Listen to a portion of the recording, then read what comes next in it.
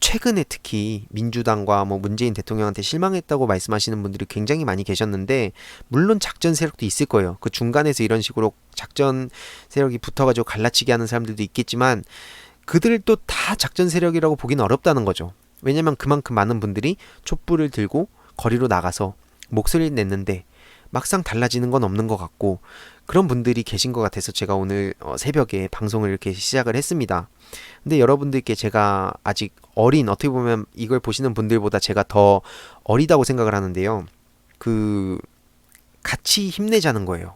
제 주위에도 정말로 같이 분노하고, 그 현실적으로 뭔가 지금 여건이 안 돼서 지금 뭔가 본인이 제 역할을 못 하고 있다고 생각해서 되게 답답해하는 친구들도 많은데, 여러분들이 이걸 보시는 분들께서 화가 나고 답답하는 만큼 저는 정말 그만큼 내가 우리 대한민국의 미래를 위해서 이 열정을 다하고 있구나. 다만 무조건 이제 승리할 수밖에 없다. 반드시 이겨낼 것이다 라고 생각하신다면, 아까 유시민 이사장께서 말씀하신 것처럼 어느 순간 이 승리라는 거에 이게 그러니까 주객전도가 돼버려서 뭔가 패배할 것 같다, 막 답답하다, 뭐 오랫동안 촛불을 들었는데 변하는 건 없는 것 같다, 체감되는 건 없는 것 같다 라고 생각을 하게 되면 어느 순간 쉽게 변할 수 있다는 거죠.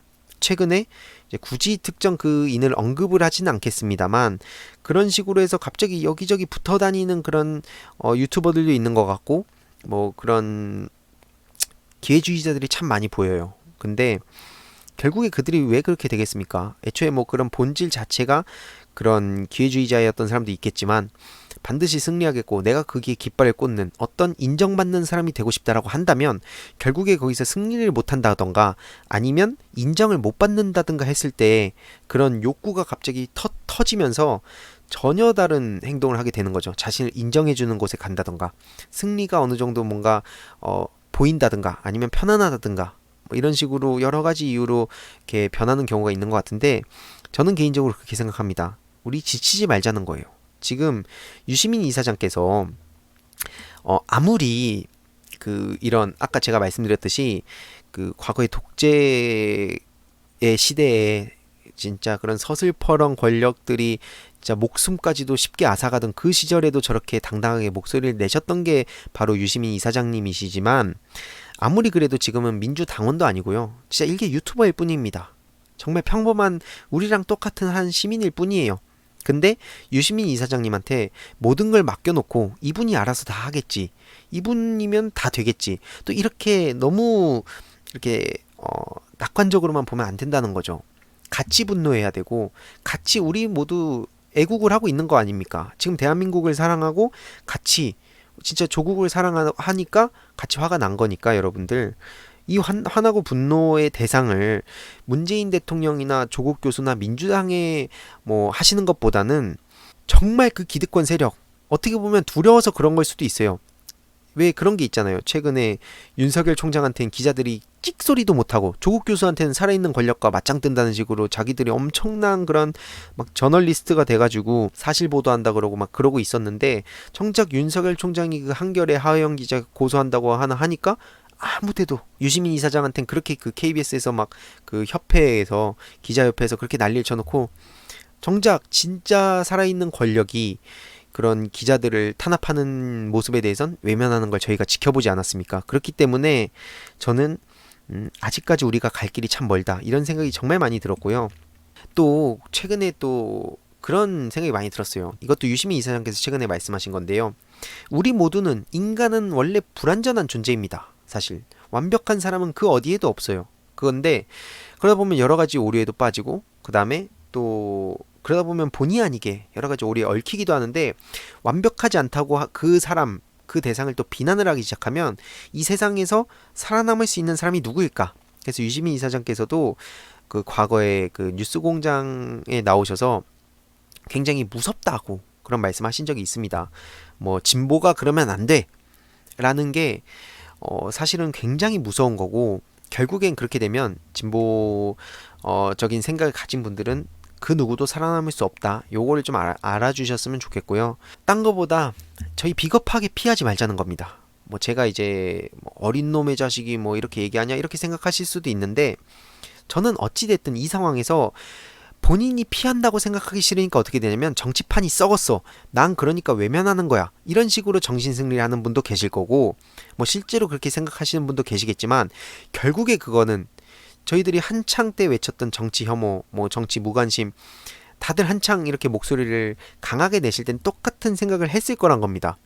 근데 막상 내가 해보니까 답답하고 혹은 두렵고 그러니까 결국 피하게 되면 남는 사람들만 결국에는 고스란히 이제 피해를 받게 되는 거예요. 이 세상을 바꾸려면 결국에는 우리가 같이 목소리를 내야 된다는 겁니다. 결국에는 이 깨어있는 시민들의 조직된 힘만이 우리 사회를 바꿀 수 있는 거고 유시민 이사장님께서 아무리 이렇게 외치신다고 한들 언론이 제 역할을 안 하고 국민들이 관심을 안 갖고 혹은 방관하고 하면 결국에는 우리가 원하는 세상은 절대로 오지 않기 때문에 많은 분들이 정말 힘들고 지친다는 거 당연히 압니다. 그렇지만 제가 더 이제 이런 목소리를 내야겠다 생각했던 게 뭐냐면 저도 피할 생각이 없다는 거예요.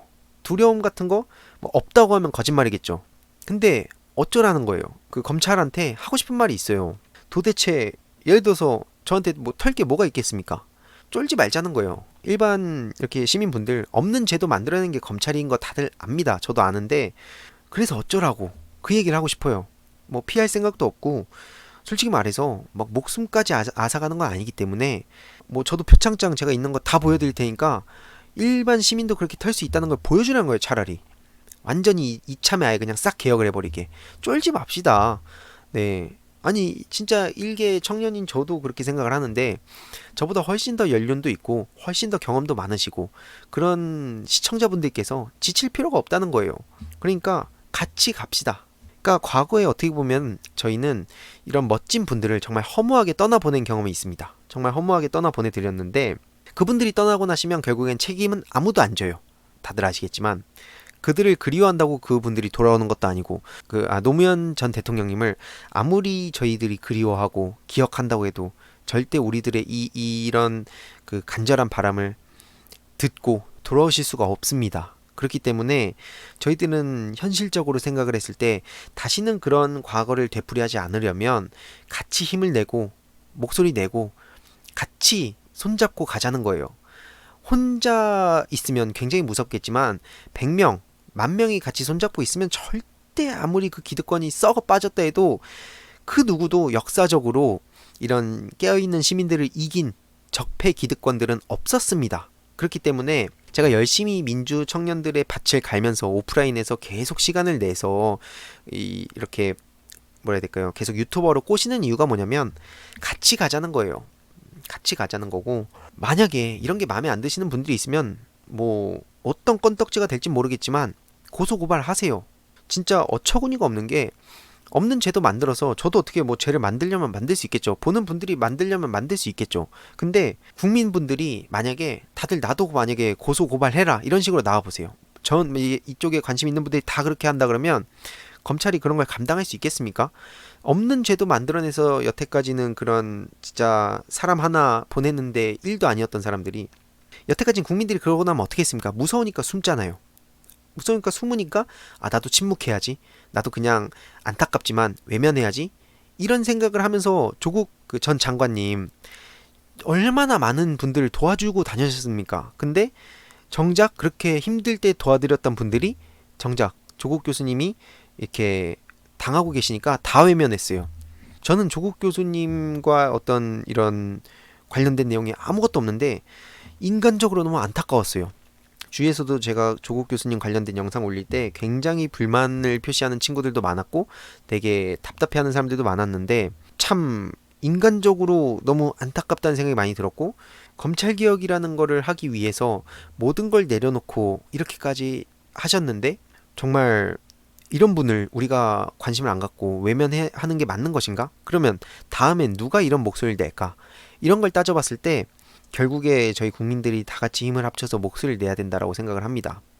솔직히 말해서 참 이번에 저도 개인적으로 되게 존경했던 분들 중에 실망했던 분도 많고 오히려 생각을 안 했는데 와 이분 정말 대단하다 뭐 이런 생각을 했던 분도 계신데 같이 싸웁시다 여러분.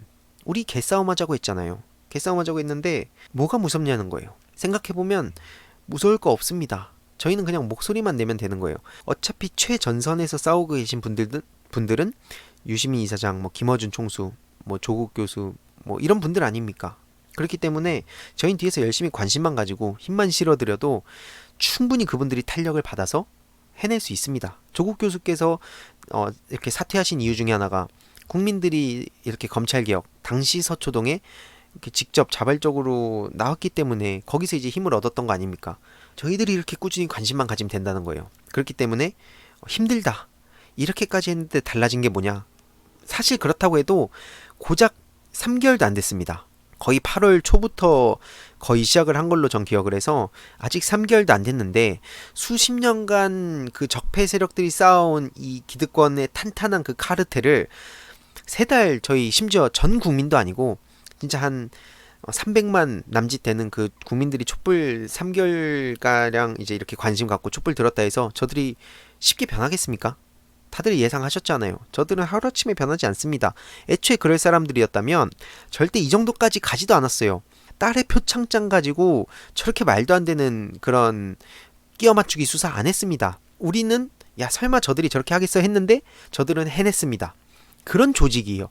그런 조직과 저희들이 싸우는 거기 때문에 지금 촛불 이렇게 들었는데 달라진 게 없어요 라고 말씀하시는 건 아까 유시민 이사장님 관련해서 말씀드렸듯이 난 당장의 승리를 위해서 달리는 게 아닌가라고 한 번쯤 되돌아보시면 좋지 않을까라고 개인적으로 생각합니다. 승리를 한다기보단 우리 개개인이 스스로 존엄하게 살기 위해서 우리 각자가 생각하는 어떤 목표가 있겠죠. 그런 사람 사는 세상을 진짜 만들어가기 위해서 각자가 각자의 위치에서 진짜 주위에 카톡을 뿌리는 것도 당장 중요한 일이라고 생각하거든요. 어떤 좋은 내용이 있을 때 뭐 같이 댓글 하나라도 달고 각자의 영역에서 이런 걸 한다면 저는 된다고 생각을 합니다.